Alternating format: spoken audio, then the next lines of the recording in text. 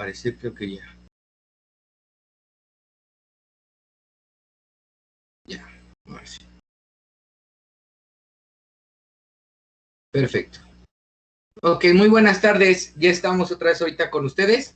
Y bueno, vamos a terminar lo que ayer estábamos con los protocolos de investigación.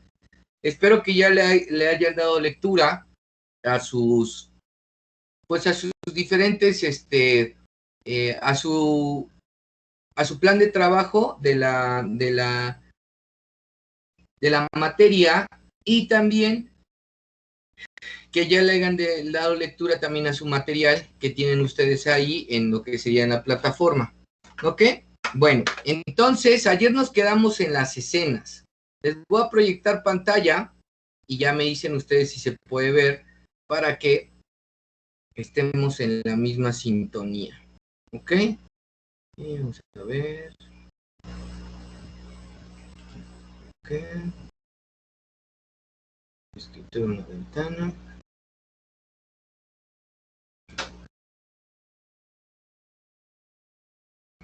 Creo que ya. ¿Me avisan ustedes si se puede visualizar? Sí, ya podemos ver la pantalla. Ok, nos habíamos quedado aquí. No sé si se acuerden. Bueno, nos habíamos quedado en las diferentes escenas. ¿Ok? Y esto lo maneja cualquier, vamos a decirlo así, los criminalistas y el criminólogo, el perfilador también, el policía, tendría que saber manejar pues los tipos de escena cuando ustedes llegan a un lugar de intervención. ¿Ok? Entonces, en este aspecto, primero tenemos que basarnos en el lugar de origen en el que se cometió. Si me baso en el lugar de origen, pues bueno, ahí tengo que descifrar si ese fue el lugar en el que se realizó el hecho. O sea, si fue un lugar de los hechos. Si no, ya sabrán que es un lugar de hallazgo. ¿Ok?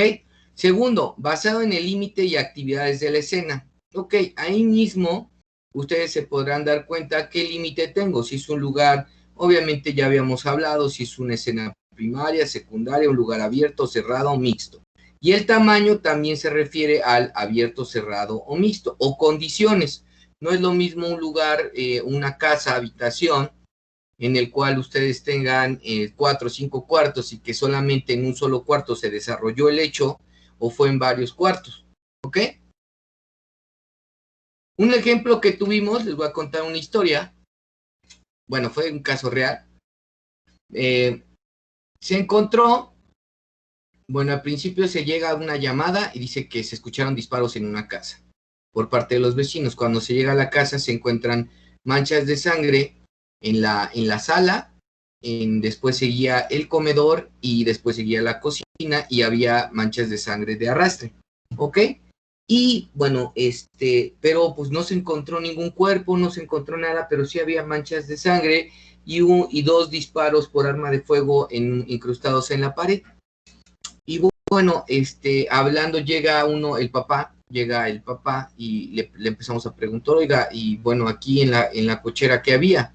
Y también en la cochera dice, no, pues en la cochera estaba el carro, pero ya no está el carro. Ok, perfecto.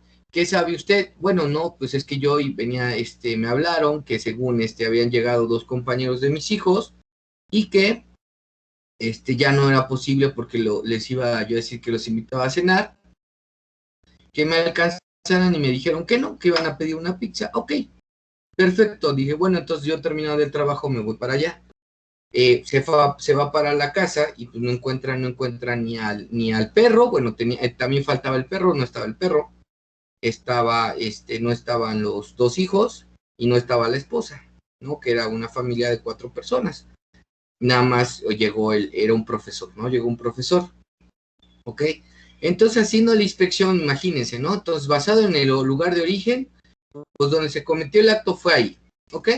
Basado en el límite y actividades de la escena, pues estamos hablando que hay varias escenas, ¿no? En el cual tenemos una escena donde se encuentran manchas de sangre, otra donde se encuentran de arrastre, y otra que posteriormente es en el patio donde se encuentran los cadáveres de la esposa y los 2 hijos y hasta el perro, ¿ok? Y bueno, tenemos otra escena en el cual también, pues obviamente hubo el robo del vehículo porque estaba el vehículo del señor, bueno, había otro vehículo que era de la esposa y pues no estaba, ¿no? Entonces, pues imagínense, ¿no? Entonces ya tenemos varias actividades, tenemos varias en ese lugar, en ese mismo lugar, pues hay varias lugares, un lugar de hallazgo, en ese mismo hay un lugar de hallazgo y en ese mismo fue el lugar de los hechos, ¿sí me entienden? Y entonces, basado en su tamaño, pues obviamente es un lugar cerrado, pero hablamos que el hecho fueron en tres piezas de la casa completamente diferentes, ¿no? Hablamos que fue en la sala, después en el comedor, después en la cocina y al último en lo que sería el patio, donde se encontraba la cisterna. ¿Ok? ¿Vieron? Sí, entonces después de ahí, pues fíjense, vean, estamos ante un lugar interior, no hay lugar exterior ahí, estamos ante una escena bajo el agua, pero diríamos, no son pozos, no, bueno, ahí no hablamos que es una escena bajo el agua, pero hablamos que es una escena de hallazgo donde se encuentran los cadáveres. ¿En dónde? Bueno, se encuentran los cadáveres podríamos decir que se encontraron, bueno, en la cisterna, ¿ok? Todos los cadáveres con disparos por arma de fuego. Entonces hablamos que hay una escena central, que es el lugar exacto y concreto en el que se halla el cadáver, ya hablamos que es una escena, un lugar de hallazgo, ¿ok? Hay escenas adyacentes, inmediatas y próximas, ¿no? Hablamos de 3, y escenas aledañas que podríamos hablar, que dice zona alrededor que comprende zonas donde se produce el delito, que los sospechosos, la propia víctima hayan cruzado para entrar o salir. ¿Vieron? Entonces estamos en la entrada y también en la cochera. Entonces, vean, todo ese espacio se va derivando de que vayamos haciendo un análisis, ¿sí? Este es un caso real, verídico, que ocurrió, y ustedes dirían, ay, ¿a poco sí puede ocurrir todo en una escena? Sí, sí.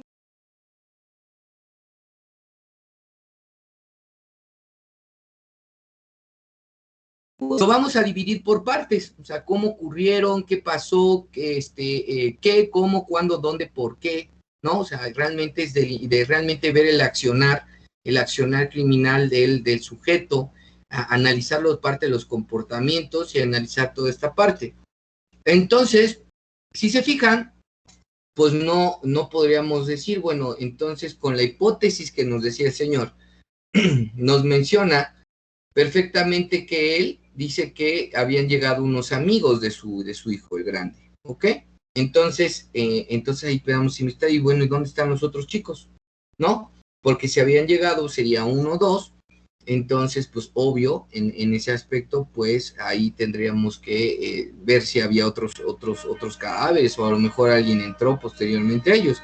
Como tal, se puede dar cuenta que entonces los que pudieron haber realizado hechos fueron ellos, porque las cerraduras no se encontraban forzadas y sí había manchas de sangre, pero era producto de que adentro hubo disparos de arma de fuego, y esas manchas de sangre pues solamente provenían de las tres víctimas, y bueno, del animalito también, del perro, porque también al perro también lo ejecutaron, ¿ok? Entonces vean, entonces ahí ya vamos descifrando.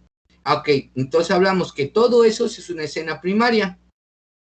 Y hablamos que hay otra escena secundaria, ¿no? Que es el hecho que había en una escena secundaria.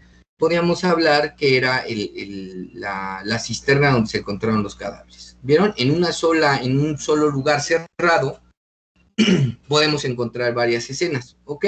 En este caso no encontramos intermedias porque, bueno, no se trasladó el cadáver en ningún vehículo o nada. Bueno, ahí lo vemos, ¿vale? Y bueno, ya sabremos que el tiempo en el que la mayoría de nosotros, peritos, todos los peritos en el área de criminalística pueden tardarse son de 1 a 4 horas, ¿ok?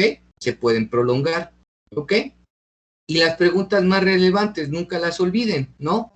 ¿Qué, quién, cómo, cuándo, dónde, por qué y con qué? No son 7 preguntas que tenemos que que hilarnos, y ahí esas 7 preguntas te van a dar las circunstancias, te van a dar el modo, el tiempo y el lugar, como tal, para que tú en algún momento investigues un hecho delictuoso.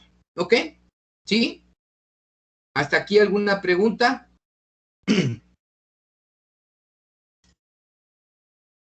Ninguna por mi parte. Perfecto. Bien, ahora, las funciones de la escena del crimen en la investigación criminal. Recuerden que siempre la víctima va a dar información y es la que nos va a dar mucho más. De ahí se va a desprender los testigos que tengamos, las personas que escucharon algo, que en algún posible momento pudieron descifrar, pudieron haber visto algo, pudieron haber visto alguna persona que ingresó, pudieron haber visto alguna persona que salió de la casa, ¿ok? Y la otra primordial, la escena del crimen. Por eso si lo ven, lo ponemos en color, ¿qué? Color, ese colorcito como grisecito, ¿ok? Son los importantes. De ahí se va a desprender la información y entonces en el centro de comando, que obviamente el centro de comando podría descifrarse que podían estar incumbidos tanto la policía municipal, porque es el primer respondiente el que llega, después la policía investigadora, que es el que hace los actos de investigación, el Ministerio Público, que es el que lleva la investigación como tal, y de ahí nos brincamos a otro, al perito, y el perito que va a llevar la parte de una criminalística de campo, posteriormente una criminalística de laboratorio, y declinamos a una criminalística de identificación, ¿ok? De ahí, pues vamos a tener las declaraciones y el informe médico forense, ¿no? Que también es muy importante para nosotros. De ahí, dentro de lo que vemos en la otra parte de como el centro de comando, la evidencia va a ser muy importante, y tenemos toda la documentación que va a ser ingresada a nuestra carpeta de investigación y toda nuestra evidencia física. De ahí se genera un sospechoso y esto obviamente lo va a hacer el Ministerio Público. Y bueno, recuerden que la prensa a veces nos puede ayudar muchísimas veces porque la prensa a lo mejor puede investigar un poquito más y esas investigaciones que dé la prensa nos pueden ayudar en ciertas formas de que nosotros investiguemos. ¿Ok? Y bueno, todo esto va a ser pertinente que siempre estudiemos a la víctima y sobre todo la escena del crimen, los testigos. La mayor que nos puede dar es la escena del crimen, los testigos y la propia víctima. Es lo que nos puede dar mayor información. ¿Ok? De ahí generamos nuestra teoría de conexión. Esta teoría de conexión lo vemos como un triángulo. Y recuerden que en esta parte también es importante adentrarnos a lo que podríamos hablar al principio de intercambio de Edmund Locard, que se trabaja dentro de lo que sería cuando el primer respondiente llega, cuando la policía investigadora llega y cuando el perito empieza a hacer sus primeras hallazgos, ¿no? Hallazgos de indicios, ¿ok? Entonces, recuérdenlo, la evidencia física es algo muy primordial. De la evidencia física, ¿qué vamos a obtener? Un sospechoso. De la evidencia física, ¿dónde se va a obtener? En la escena. Y la evidencia física también se puede obtener de la propia víctima. Y obviamente recuerden que es un objeto de estudio en una investigación criminal. Eso nunca se les olvide. De ahí partiríamos en el proceso de investigación forense. Recuerden que siempre va a haber un reconocimiento al principio llenado de documentación, recolección y preservación, una identificación, una comparación, una individualización de la evidencia física, una evaluación e interpretación de esa evidencia física y por último una construcción, una reconstrucción y al último un reporte y presentación, que en el reporte y presentación tendrían todos los dictámenes que se van a acumular a la carpeta de investigación y si en dado caso cuando se haga una presentación se va a llevar a cabo en vamos a decirlo, en un juicio oral o en esas audiencias, en algunas audiencias de control de detención o audiencia inicial, ¿no? Que siempre se van a llevar a cabo, ¿ok? Aquí es muy importante, bueno, en toda audiencia podemos presentar datos de prueba, sí, o sea, realmente sí están previstos todos los datos de prueba y bueno, son importantes para nosotros porque, ojo acá, lo más importante en todo esto cuando hablamos de datos de prueba, pues obviamente es importante lo que nosotros tenemos. Si nosotros manejamos que en el procedimiento acusatorio penal se manejan los datos de prueba, tenemos que hacer primero la valoración de la prueba, si es libre y lógica. Después, posteriormente, tenemos datos de prueba, medios de prueba y prueba. En ese aspecto también tenemos los derechos a ofrecer medios de prueba. También tenemos la licitud de la prueba. Recuerden que toda prueba tiene que ser lícita. También tenemos la nulidad de la prueba. Cuando una prueba no es lícita, en algún momento tenemos la nulidad de la prueba. También tenemos la valoración de los datos y prueba. Es la libertad de valorar y prohibición de una prueba tasada. Entonces ahí tenemos ambos, tanto la defensa como el Ministerio Público tienen la valoración de la prueba. Dentro de eso mismo está la cadena de custodia. También están las aportaciones entre comunicaciones particulares. ¿Se pueden hacer? Sí. ¿Una persona misma la puede aportar? Sí. ¿Ok? Sin ningún permiso, sí, porque ella lo tiene en su lo tiene en su propiedad y obviamente ella sí puede aportarlo. ¿Ok? Bueno, en dado caso de intervenir algún teléfono o algo por el estilo, ahí sí se tiene que, el Ministerio Público, en algún momento, si lo va a ver como una dato de prueba, tendría que tener cierta licitud, ¿ok? No siempre se van a aportar ese tipo de cosas porque, bueno, no está acreditado como tal en la intervención de medios de comunicación, a menos que el juez en algún momento, el juez de control lo permita y dé la expectativa de que se puede hacer, ¿ok? Después de eso se abre el descubrimiento de probatorios, de acuerdos probatorios, exclusión de medios de prueba para la audiencia de debate, en el cual, pues aquí hablamos muchísimo de los derechos fundamentales o la violación de ciertos derechos fundamentales, ¿no? Y eso es muy importante para nosotros. Entonces recordemos que también muchas personas tienen el deber de testificar, ¿ok? Y está acreditado en el artículo 360, el deber de testificar, ¿ok? Del Código de Procedimientos Nacionales, en ese aspecto.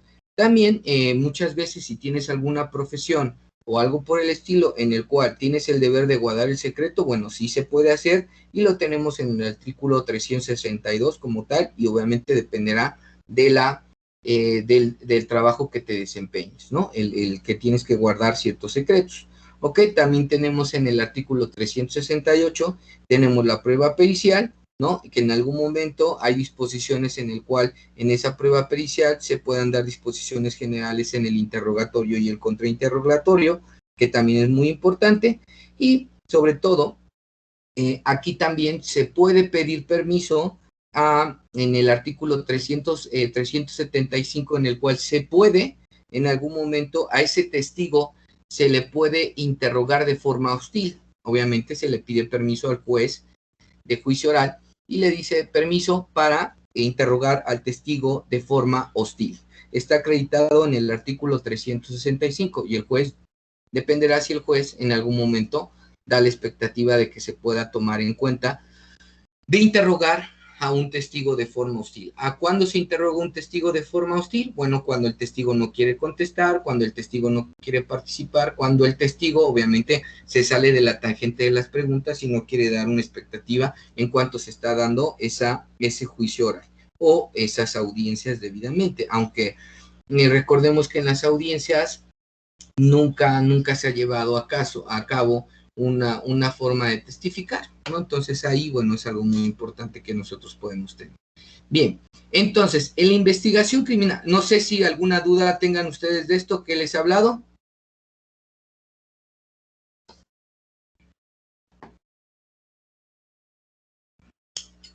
¿Dudas, preguntas?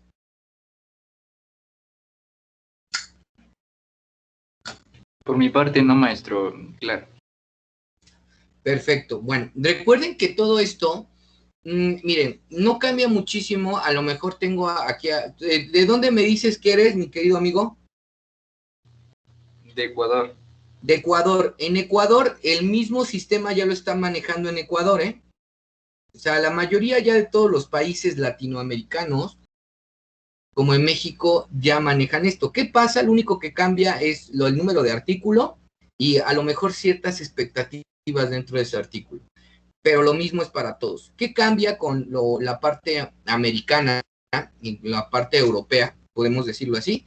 Bueno, en la mayoría de juicios a nivel americano, europeo, ellos tienen un sistema acusatorio. La gran cambio de ellos es que ellos sí tienen vamos a decirlo así, ellos tienen un jurado y en la mayoría de países de Latinoamérica no tienen jurados, ¿eh? O sea, simplemente el que valora la prueba, el que tiene conocimiento de todo, pues en su primer aspecto siempre va a ser el juez, ¿ok? Ahí en lo que sería en la parte americana, el mismo juez solamente lo que opta es por controlar el juicio, pero ya la parte de declinar si es culpable o inocente, lo tienen los jurados, ¿ok? ¿Qué pasaría si en Latinoamérica tuviéramos jurados? ¿Qué creen que pasaría? ¿Sería igual que en Estados Unidos o no? Yo les pregunto. ¿Creen que se podría dar? ¿Cuál es su opinión? ¿Creen que podríamos manejar la investigación criminal como lo manejan en otros países, en el cual los que valoran la prueba, los que valoran a los testigos, los que evalúan las testimoniales son las propias personas, o sea, los jurados? ¿Creen que se pueda dar en Latinoamérica? Yo les pregunto. ¿Ustedes qué creen, sí o no?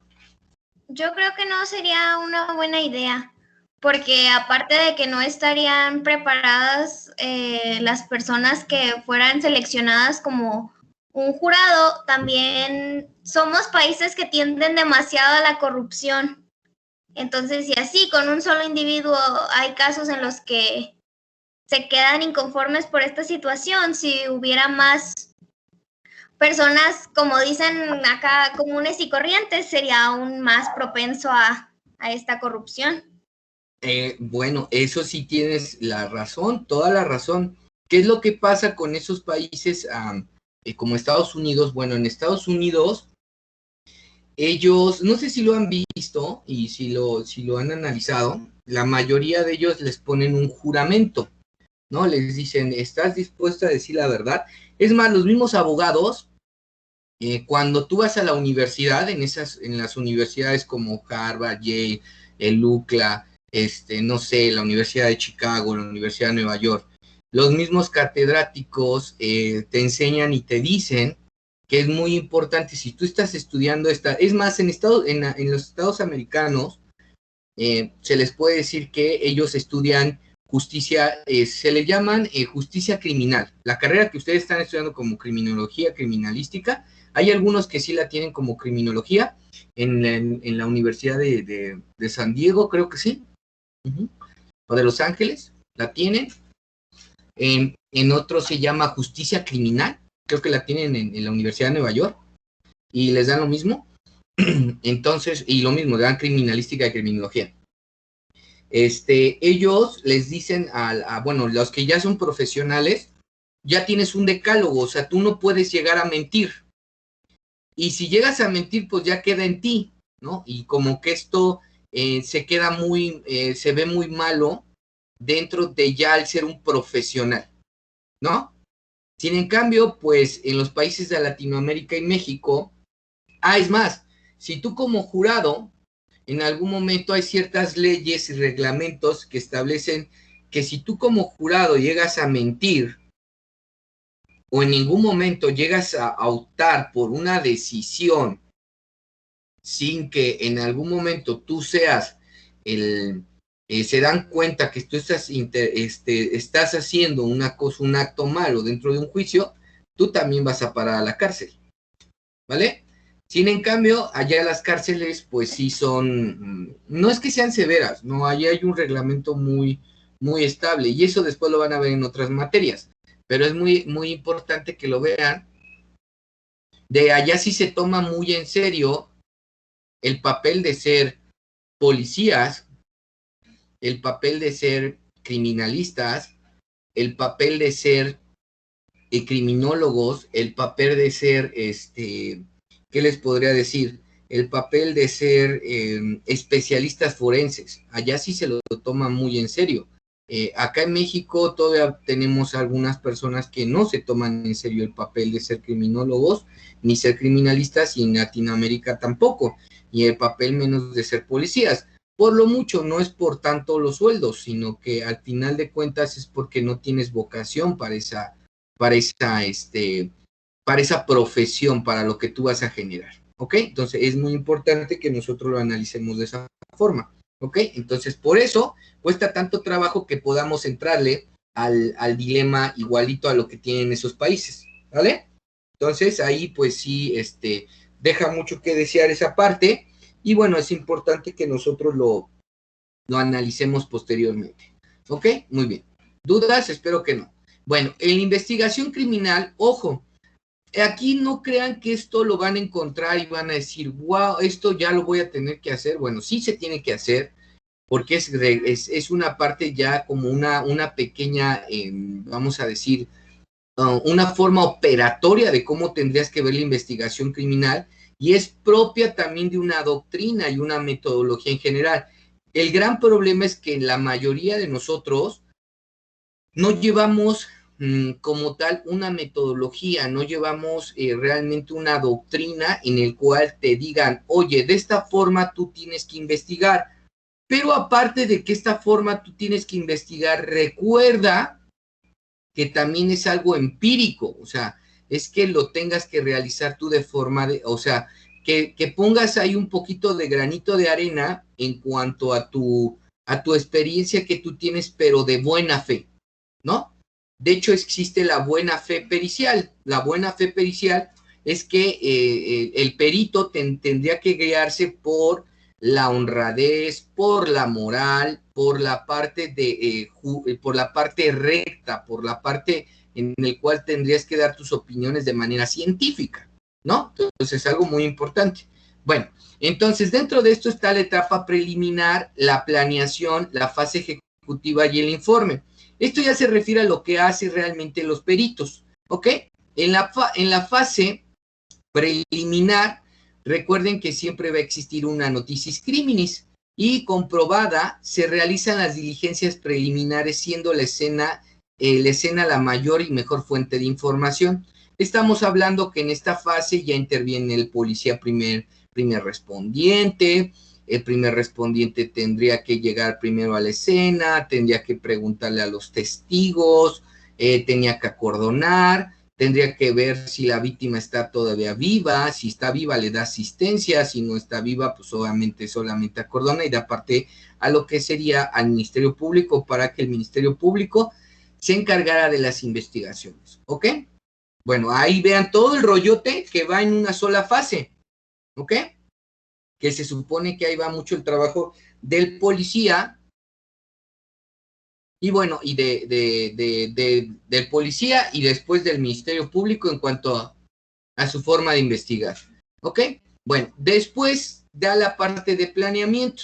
Una vez identificado, delimitado y definido el problema, se supone que el problema es en el cual tú dices, bueno, estoy ante un homicidio, estoy ante un secuestro, estoy ante un suicidio, estoy ante un homicidio, estoy ante una violación. Ok, se formulan las hipótesis correspondientemente al hecho y la víctima y el autor programándose las diligencias pertinentes para la confirmación de esa hipótesis.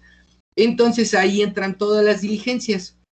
¿Cuál me refiero? Bueno, ahí puede entrar el perito en fotografía forense, puede entrar el perito en balística, el perito en dactiloscopía, el perito en psicología forense, en psicología criminal, el perfilador, etcétera, etcétera, ¿no? Ahora, si yo les estoy contando esto, ¿a poco no se oye muy bonito cuando ya lo contamos así?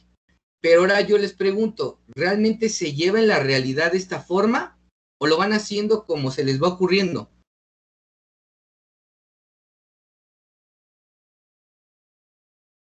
Ustedes que han oído de algún caso, ¿realmente se lleva así?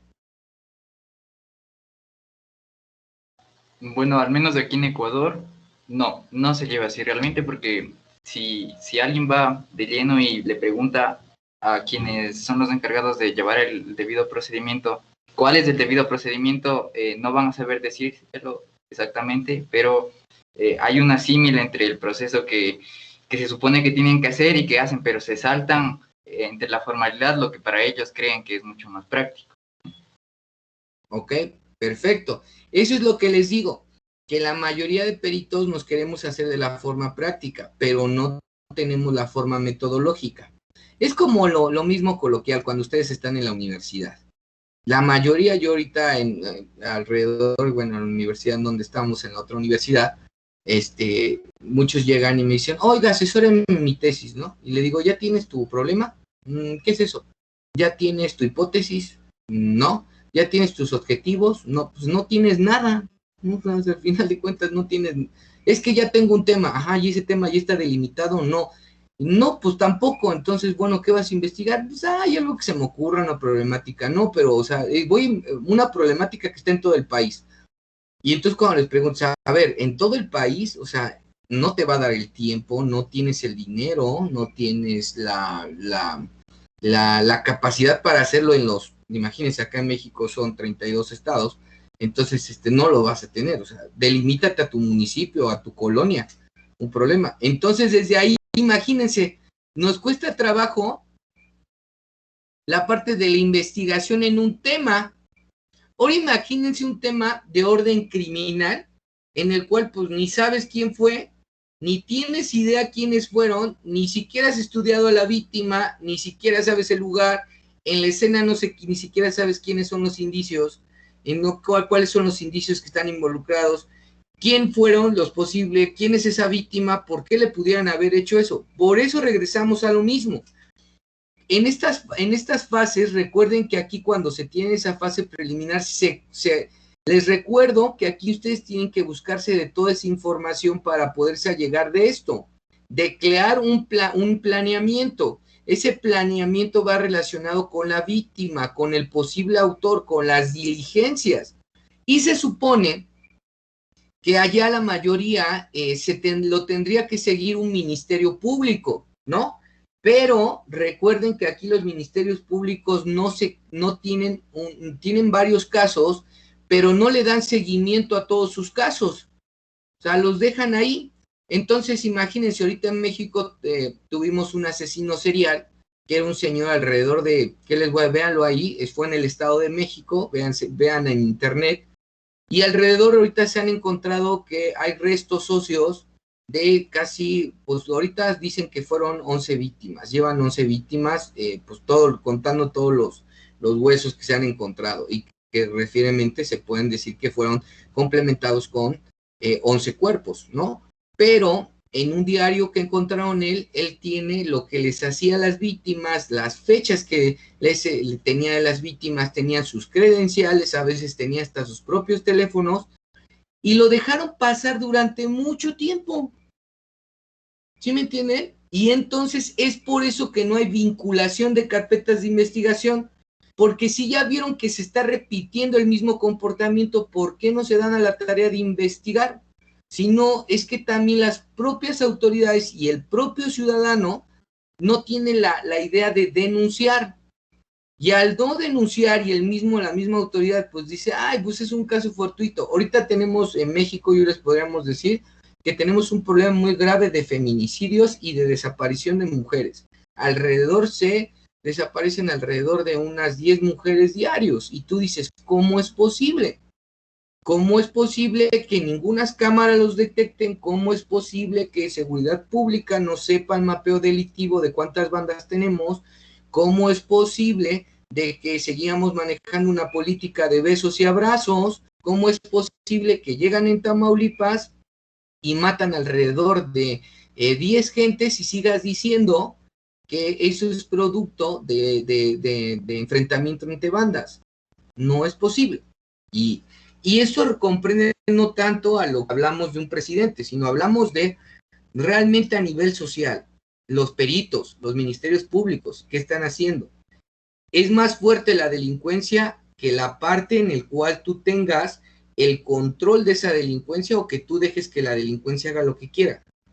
Ese es el gran problema.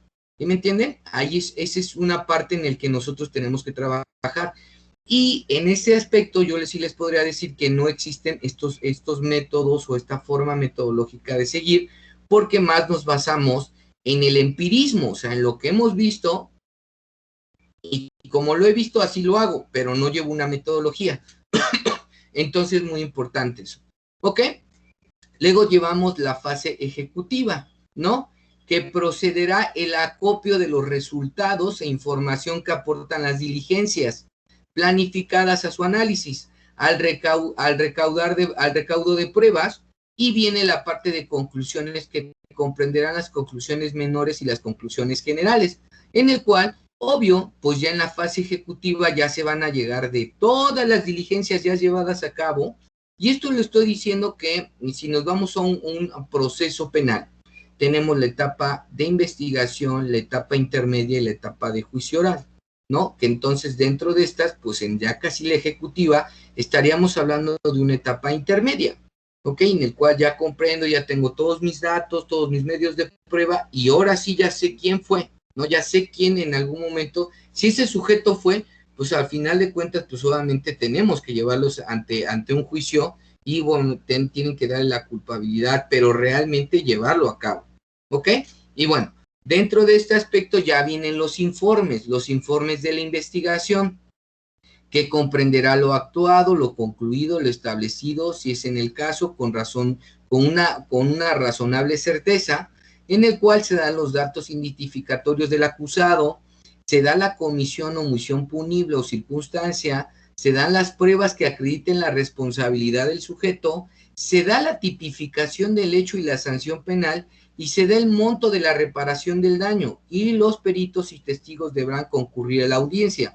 Se supone que este informe de investigación es lo que ustedes ya llegan en su juicio oral, ya pasaron la etapa intermedia que ya se supone que acreditaron sus medios de prueba, y ahora sí van a juicio oral con esto ya bien preparado, para que el sujeto no pueda decir que se le violaron sus garantías, que se le violaron sus derechos humanos, que en algún momento lo están inculpando de una forma injusta. Se supone que también en materia ética profesional de investigación criminal no busques chivos expiatorios, o sea, busca al responsable realmente de lo que ocurrió, no nada más metas a cualquier sujeto a la cárcel, y si lo vas a meter obviamente a la cárcel o lo vas a investigar, que vaya con datos de prueba obviamente corregibles, pero esto tendría que darse un cambio circunstancial desde las universidades. ¿Sí me entienden? El hecho de que ustedes estén estudiando estas carreras les declivan a que ustedes también se corroboren en ser honestos y también en saber manejar cuando ustedes ya tengan a su haber el que sean parte de la procuración de justicia de un país, ¿no? Que obviamente sean honestos, que realmente sepan investigar, que realmente tengan esa parte de ser empáticos hacia la víctima. Y a esto se refiere todo esto. Estas fases van relacionadas con la metodología desde el inicio de sus carreras, ¿no? No nada más hasta el final, ¿no? Esto ya tiene que ser como parte. A ver, vas a ser abogado, tienes que regirte de esto. Vas a ser médico, te vas a regir de esto. Vas a ser arquitecto, tienes que regirte de esto. Vas a ser criminólogo, rígete de esto. Vas a ser criminalista, rígete de esto. Esto es para que las profesiones realmente sí sean profesiones, no nada más sean que tengan un título, sino que realmente se lleva a cabo todo este tipo de cosas, ¿ok? Y realmente llevarlo a cabo es muy padre y es realmente bueno para nosotros, ¿no? O sea, bueno, ¿por qué? Porque va mejorando la parte de la procuración de justicia, ¿ok? ¿Algunas dudas? ¿No?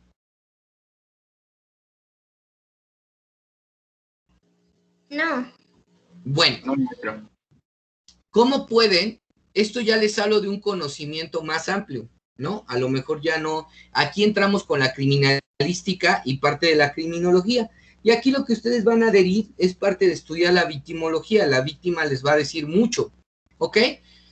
La parte de los métodos de aproximación, ataque y control también van a ser importantes. ¿Cómo es que llegaron a esa víctima? El modus operandi, las motivaciones, la propia escena del crimen, el darse cuenta si existe alguna firma o no hay firma, el darse cuenta si hay actos precautorios. Los actos precautorios en algún momento la mayoría de todos nosotros tenemos conciencia forense.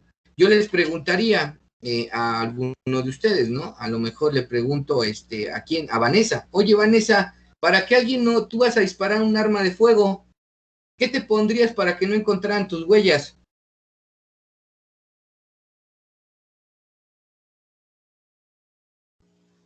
Pues me pondría guantes. ¿Qué más para que no se dieran cuenta que es Vanessa? Pues yo no sé, llevaría el cabello amarrado. Ok, bien. Te pones cubrebocas, ahorita está muy de moda, ¿no? El cubrebocas. Ahorita cubrebocas. Pues no sé, ropa que, por ejemplo, en los zapatos, para cubrir los zapatos, no sé cómo se llaman. Ok, bien. Excelente, los quemas, ¿no? Eso se llama conciencia forense. Ya Vanessa, todo sujeto, aunque Vanessa todavía no sea criminalista, pero Vanessa ya lo vio en una serie. Lo vio en las series de Discovery Channel, de Investigation como tal, y Vanessa dijo, no, pues yo he visto que esto hace, ¿no? Pues yo también. Todo sujeto a la fecha tiene conciencia forense, ¿vale? Y ahí también hay acciones del agresor, también se sabe si hay conocimientos, hay complejidad y hay experiencia. Cuando hay experiencia de lo que realizas, muy pocas veces te vas a equivocar, ¿ok? Entonces ahí, obvio que en este aspecto es muy importante lo que nosotros tengamos, ¿vale? Y bueno, dentro de esto les toco este aspecto, pero bueno, esto esto ya es en materia de perfilación, pero aquí es muy importante esto. Quiero que se fijen en esto, que se centren en esta parte. De hecho, se los voy a poner en color amarillo, ¿vale? Todo esto es información que el criminalista tiene que tener, tanto el Ministerio Público, los peritos y la policía investigadora.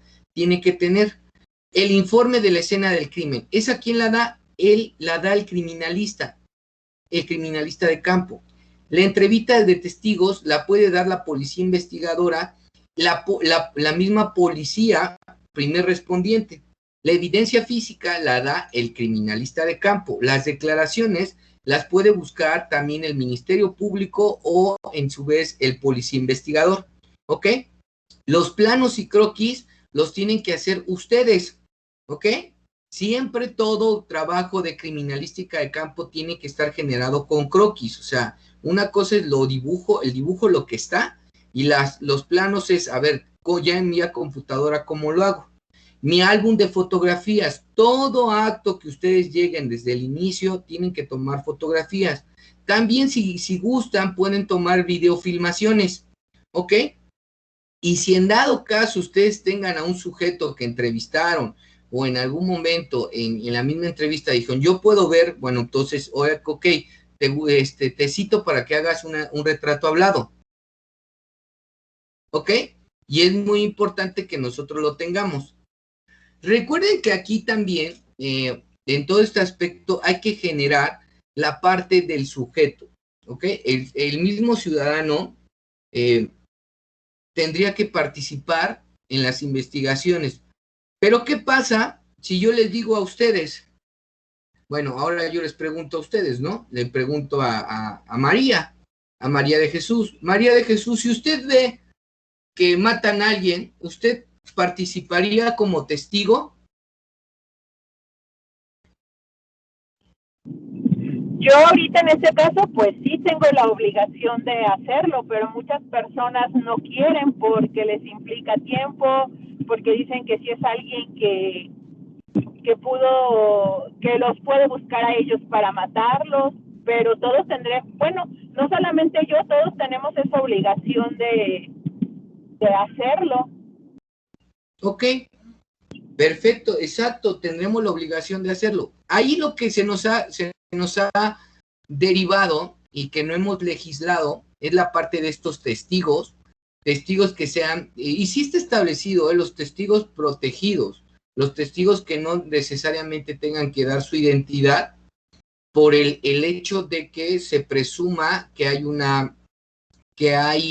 alguna implicación de que ellos también puedan perder o puedan ser agredidos por el mismo sujeto que realizó este acto, ¿ok?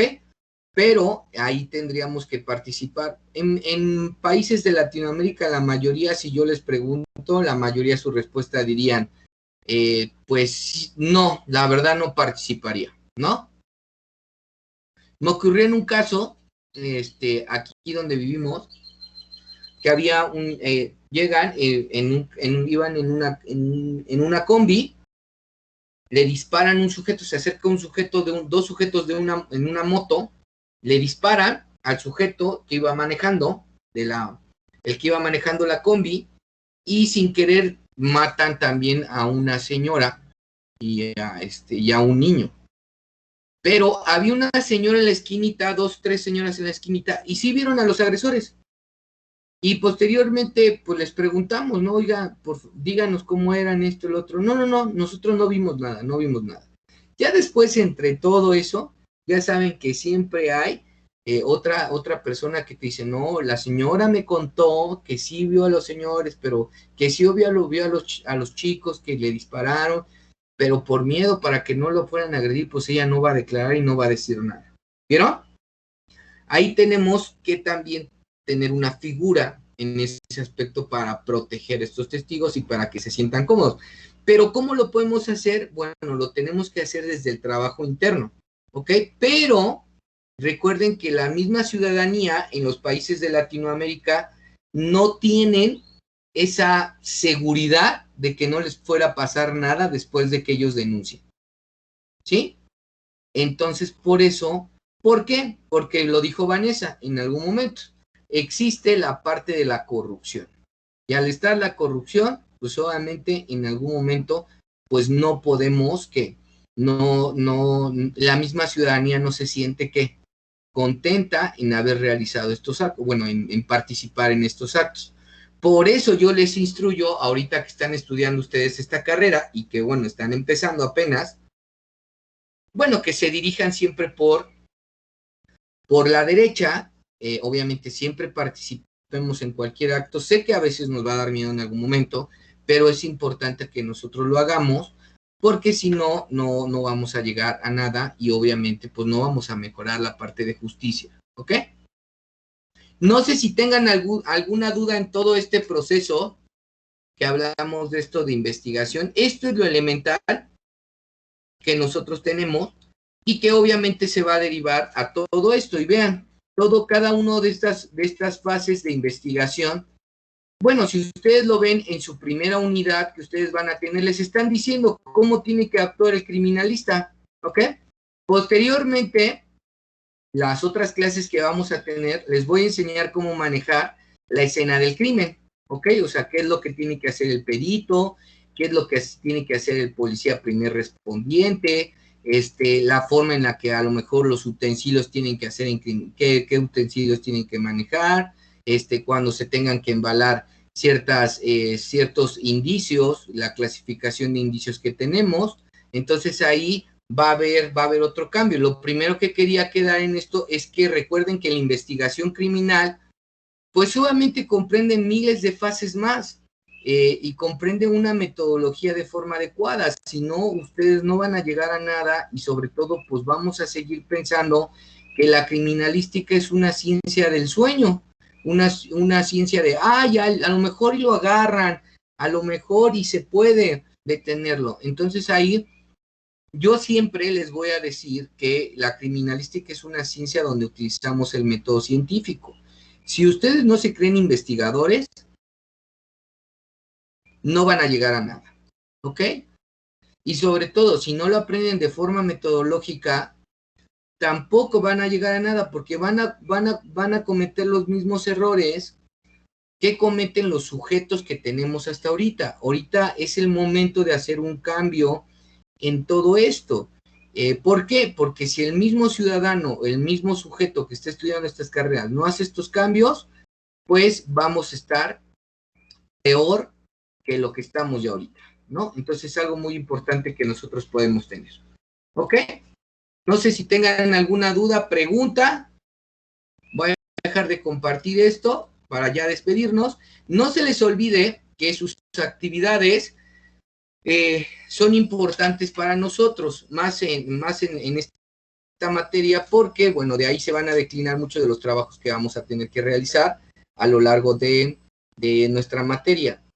Hoy mismo están sus grupos, pónganse en contacto con sus compañeritos, bueno, que no han estado ahorita en la sesión, porque sí son varios que faltaron a las sesiones, bueno, pero pueden ver los videos porque están grabados, ¿ok? Entonces, pónganse en contacto con ellos, dependiendo del grupo que les toque, para que puedan realizar su trabajo final. ¿Ok?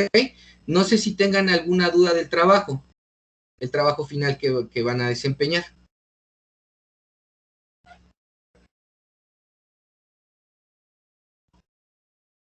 Hasta este momento no.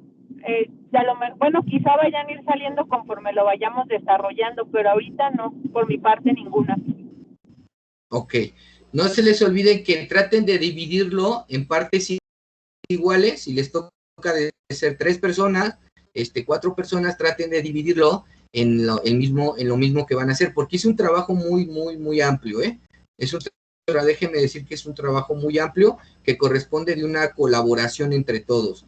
Y me ha tocado muchas veces que la mayoría no les gusta trabajar en equipo, pero si ahorita no les enseñamos a trabajar en equipo, créanme que posteriormente van a tener problemas. Lo importante es que trabajen en equipo, ¿vale?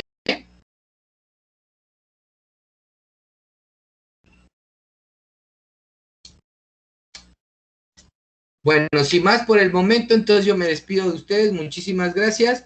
Nos vemos la próxima semana. Ya saben, jueves y viernes a las 7 de la noche ya están programadas todas sus sesiones en línea. Y bueno, muchísimas gracias.